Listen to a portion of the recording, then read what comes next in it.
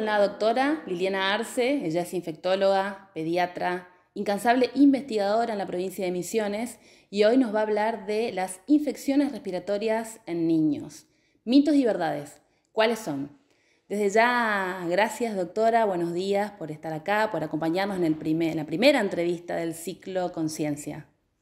Bueno, buenos días. No, para mí es un gusto, un placer, sobre todo lo que significa una comunicación con la comunidad para aclarar algunas cosas y fortificar algunos conceptos que por ahí son erróneos, así que no, es un placer estar acá.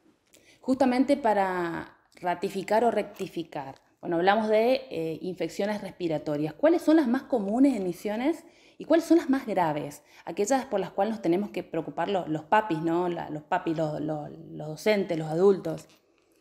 Bueno, estamos en el periodo estacional que tiene más frecuencia las infecciones respiratorias, que es el otoño y el invierno. ¿Cuáles son las infecciones respiratorias en este momento?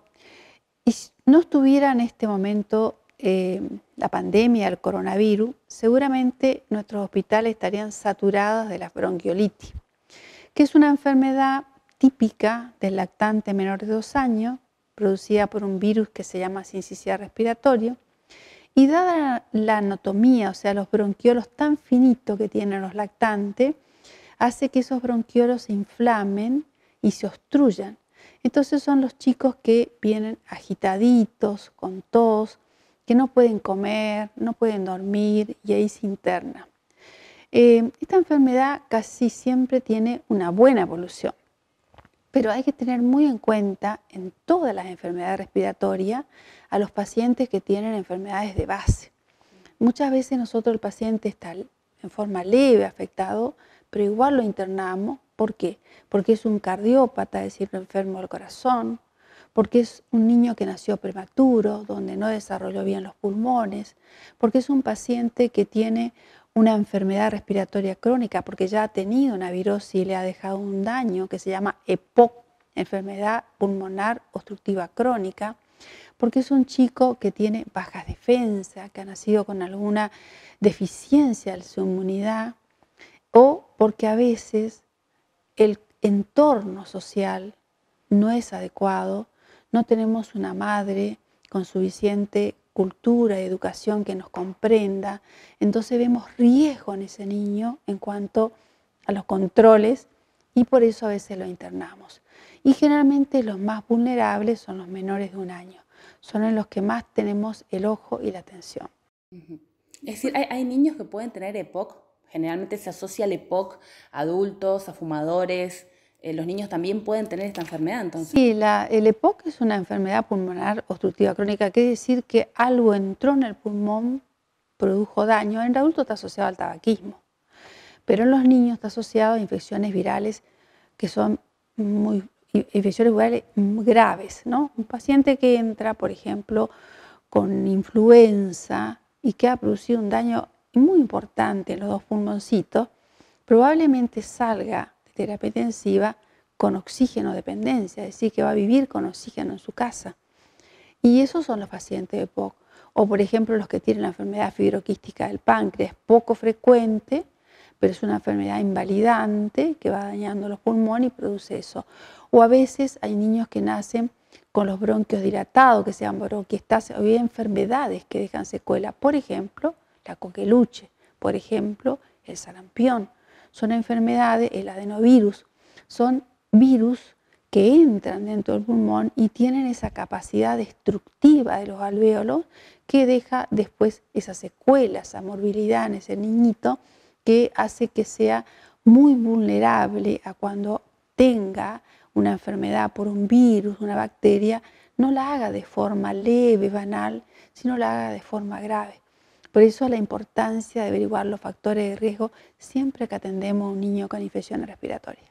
Ese consejo ya sería, ¿no?, para médicos, para sus colegas, atender los factores de riesgo de los niños para saber, digamos, cómo medicar, si es un niño de riesgo, si no, el tratamiento, si conviene internarlo.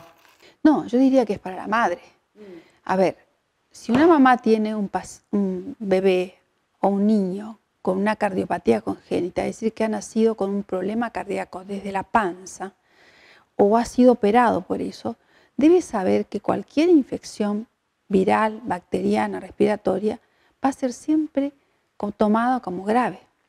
Una mamá que ha pasado por un niño prematuro, ¿no? Tiene que saber que si le agarra alguna infección infecciosa viral o bacteriana, puede tener complicaciones, ¿no? Es un comunicado también para las madres.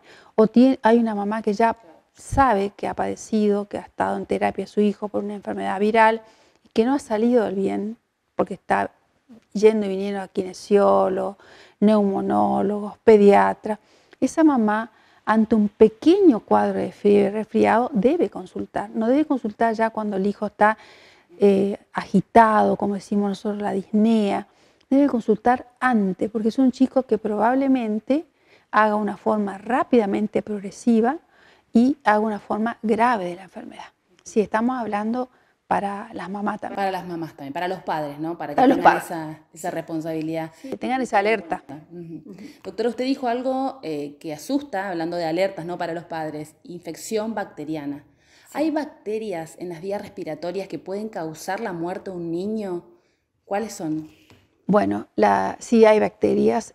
Las bacterias cuando producen neumonía, ya se habla de una infección invasiva. Quiere decir que ya la bacteria ha invadido el organismo, porque la neumonía es una enfermedad invasiva, no es una enfermedad cualquiera.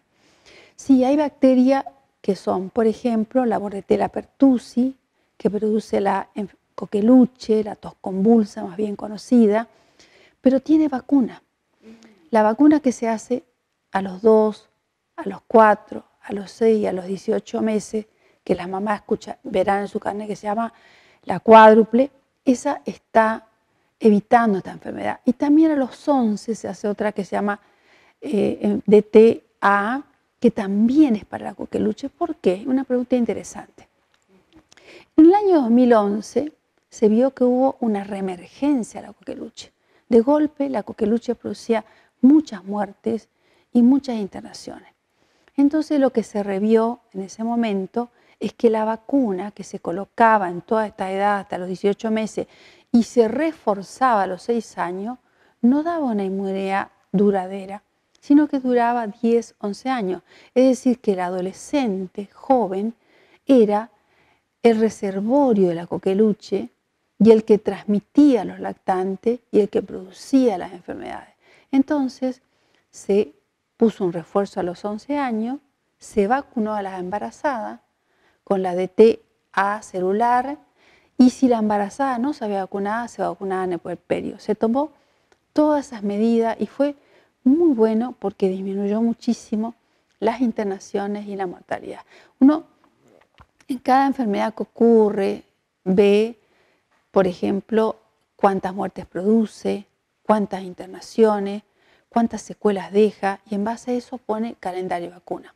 Otra bacteria que también está en el calendario y puede producir neumonía es el Haemophilus influenza, que también está en esta cuádruple. Y la gran vedette de todo esto es el neumococo, ¿no? El neumococo que produce no solamente neumonía, sino meningitis, también el Haemophilus también. Bueno, en el año 2011 comenzó la vacuna que se llama Prevenar 13, que se hace a los 3, a los 5 meses y al año. Y esa vacuna se eligió a los serotipos, cuáles eran los neumococos que producen, porque no todos los neumococos producen enfermedad invasiva. Entonces se estudió en laboratorio y se dijo, estos son los serotipos que producen enfermedad invasiva, es decir, meningitis y neumonía. Hagamos una vacuna con estos serotipos y realmente el resultado fue extraordinario. Ha disminuido muchísimo la meningitis por neumococo que dejaba grandes secuelas, dejaban chicos espásticos, con sordera, con convulsiones, con daños neurológicos y las neumonías que producían muerte. Así que otra vacuna muy importante que no tiene que ver con las bacterias, pero que también produce neumonía severa es la influenza. Y es una de las cosas que insistimos los pediatras, que las madres en todos los menores de 2 años, de los 6 meses, deben colocarse y 2 refuerzos. Y en eso estamos un poco preocupados, porque en esta pandemia del coronavirus la gente no va a los hospitales ni va a atención primaria por miedo. Entonces estamos seguramente con una vacunación no adecuada en número, ¿tá? Y tenemos un temor los infectólogos que después que salgamos de esta cuarentena que ya se está prolongando mucho, de que realmente encontremos realmente inmunizaciones que no son adecuadas en los niños. Entonces yo en este reportaje les pido a las mamás que se acerquen a los vacunatores, que cumplan con el carnet de vacunación y con los controles pediátricos. Porque así también como decimos que los adultos con diabetes, con hipertensión, con cardiopatía tienen que hacerse ver, también los niños tienen estas enfermedades. O sea, los controles son muy importantes. Y bueno, esas son, nosotros también hay otra bacteria que nos asusta mucho y que no tiene vacuna, que es el estafilococo, que es el que produce abscesos, forúnculos, forunculitis, piodermitis, y infecciones de piel, ¿no? Daños de la piel, digamos. Daños de la piel, sí, son infecciones de la piel. Cuando ese estafilococo, por ejemplo, agarra una articulación y produce artritis o produce una osteomeritis en el hueso y de ahí, por vía sanguínea, va a pulmón, el daño que produce es gravísimo y es señalador de muerte. Así que la importancia también de concurrir ante infecciones repetidas de piel y partes blandas. Tengo un absceso, tengo otro absceso, y bueno, le pongo pañitos, me curo solo. Hay que consultar. ¿Qué sería? Y son nacidos, lo que decimos nacidos, forúnculos, le dice la gente. Bueno, eso hay que consultar, porque a veces eso hace que uno esté como que tengan las narinas, el estafilococo, y sea el productor después de una influenza que barre todas las defensas, de una neumonía que agrava a la influenza, ¿no? O sea, es lo que llamamos coinfecciones. Coinfecciones, dos infecciones juntas. La influenza le abrió el camino, me borró toda la defensa respiratoria y me entra el estafilococo que lo tengo en la nariz porque he hecho varias infecciones de piel no tenidas en cuenta y partes blandas, que son los nacidos, los foruncos, las hidroxiadanitis, que son los abscesos axilares, ¿tá? Entonces, en eso tenemos que tener cuidado. Bueno, esas son las bacterias que pueden producir inclusive la muerte del niño, sobre todo cuando hay factor de riesgo, vuelvo a repetir, depende de la virulencia, depende del tiempo de la consulta, porque a veces lamentablemente esa mamá o no consultó por ignorancia o consultó varias veces y cuando ya se diagnosticó había una neumonía ya de todo un pulmón, de 2 pulmones o ya estaba acompañado de derrame. O sea que la importancia en atención primaria de estar atento a todo niño con tos y agitación es suficiente para pensar en neumonía. Y muchas veces uno quiere la placa, la radiografía. En realidad nosotros ya que tenemos tanta experiencia en la auscultación, cuando agarramos el estetoscopio a la auscultación y empezamos a escuchar el pulmón, nos damos cuenta de ciertas cosas, pero debe alertar a las madres que siempre todo niño que tose y se agita debe consultar. Debe consultar porque puede ser que estemos ante una patología banal, pero puede ser que estemos en el comienzo de esta enfermedad que se llama neumonía y que si se trata a tiempo, se diagnostica a tiempo, es decir, un diagnóstico oportuno y un tratamiento adecuado, el chico no va a producirse muerte ni tampoco morbilidades, porque queda con secuelas. Es un chico que va a tener oxígeno toda la vida y una calidad de vida no adecuada. Así que sí a las vacunas y sí a la consulta y no a la automedicación. Eso de las vacunas es muy importante, lo ha remarcado de manera determinante usted. Y pregunto, ¿se ha visto, ¿no?, en los últimos años un movimiento antivacuna? ¿Qué le diría a esos padres que tienen miedo de ponerle vacuna a sus hijos porque por las dudas o porque no es necesario o porque se dejan llevar por influencias de terceros? ¿Qué le diría, digamos? Bueno, un poquito de historia. Los movimientos antivacunas, fíjate, empiezan en 1853 ya en Gran Bretaña y siguen en Estados Unidos en 1880. Pero el que disparó el movimiento antivacuna fue un británico en la revista Lancet, que es muy leída, donde asoció a la triple viral con el autismo. ¿Tá? Es Andres Weicker, y eso desató a que empiecen los movimientos antivacunas. ¿Qué dicen los movimientos antivacunas? Dicen que hay que enfrentarse al virus y tener la enfermedad, porque todo lo que es sintético que tiene la vacuna, o sea, el virus, los adyuvantes, que son los que ayudan a que tengan más inmunidad, los solventes y todo, son sintéticos y alteran a la vida. La medicina homeópata dice que altera el miasma, que es la energía vital, ¿no? Entonces, no tienen fundamento. Y yo le diría a esa gente lo siguiente. Hemos colocado una vacuna de hepatitis A en el 2000 que ha hecho que no tengamos más insuficiencia hepática ni trasplantes hepáticos. Y ahí está demostrada la eficiencia de la vacuna. Hemos colocado una vacuna de Bordetella Pertussis reforzada en el 2011 y se terminaron los casos de muerte por Bordetella.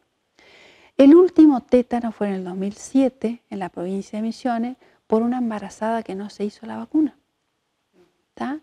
Y ahora sabemos bien que la vacuna de la influenza del 2009, que es la H1N1, que se ha logrado, ha hecho que no... Recuerden ustedes, en el 2009 hemos padecido algo bastante igual a lo que estamos ahora, pero hay una diferencia, nos tocó primero a nosotros, empezó en México. Esto del coronavirus empezó en la zona del Asia y también en la zona europea. Entonces nos permite mirar qué hicieron ellos. Hay tantos papers de estas enfermedades que yo digo, lo que hoy es verdad, mañana es incertidumbre, pero vivimos leyendo y nos permite ver qué es lo que mejor fue eficaz en estos casos. Entonces yo le diría que las vacunas y el agua potable son las medidas de salud pública más eficaces que hemos tenido para evitar las enfermedades. Entonces, de ninguna manera en este momento el sarampión, por estas sociedades antivacunas, ha producido 172 países en Europa con sarampión, con 114.000 enfermos y muertos. Y en la ciudad de Buenos Aires, en el 2019, hubo un brote de sarampión que hizo que reforzáramos la vacuna de sarampión y que gracias a Dios quedó ahí. Todo por este movimiento antivacuna. O sea, yo lo que estoy mostrando es la consecuencia de no vacunar a un niño. Y hay una nueva ley que ha salido. El calendario es gratuito y obligatorio y los tutores de esos niños tienen la obligación de colocarlo. Si no lo hacen, lo tienen que firmar bajo juez, porque están atentando contra la salud del niño. Y eso es muy importante. Se llegó a eso después de este brote de sarampión que ha provocado un montón de muertes y ha llegado a la ciudad de Buenos Aires. Entonces se ha reforzado, inclusive ahora se dice que todas las personas nacidas antes de 1965, fíjate importante, tienen que tener 2 dosis de vacuna triple viral y si no la tienen que colocarse porque todavía estamos en riesgo de tener ese brote de sarampión. O sea que hay muchas evidencias de que la vacuna, hemos erradicado la viruela y la polio. La polio se erradicó el virus polio 1 y 2 gracias a la antipoliomielítica. O si no, veíamos los que nacieron en el año 55, 56, las grandes secuelas motoras que tienen y respiratorias.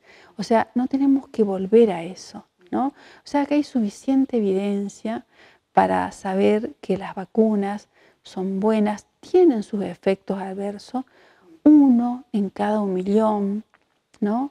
Entonces uno pone en la balanza eso y dice que es muy poco para evitar que la población se enferme, porque cuando hay falta de vacuna, estamos todos susceptibles. Por ejemplo, ahora, el coronavirus no tiene vacuna, entonces nos enfermamos todos, porque estamos susceptibles. Esto nos tiene que dejar una enseñanza. Esto es para los antivacunas. Una enfermedad sin vacuna que se está transmitiendo en forma realmente exponencial, fenomenal. Entonces, miren los movimientos antivacunas. ¿Qué pasa cuando hay un virus o una bacteria que no tiene vacuna y todos somos susceptibles? En ese sentido, se habla del regreso a clases. ¿Qué consejos le podríamos dar a los padres y a los docentes en el caso de que se vuelvan los chicos a compartir el aula, ¿no? Que es el gran temor en la actualidad? Yo lo primero que te diría que las únicas provincias que pueden abrir las aulas son las que tienen cero de circulación o muy poca circulación. Primer ítem.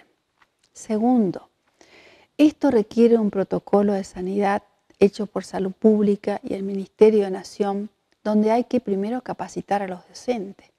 Estamos hablando de 3 cosas importantes: mantener distancia, 1,5 metros, llevar cubreboca, que no me gusta esa palabra, porque las narices andan afuera, quiero que sea cubre la nariz, boca.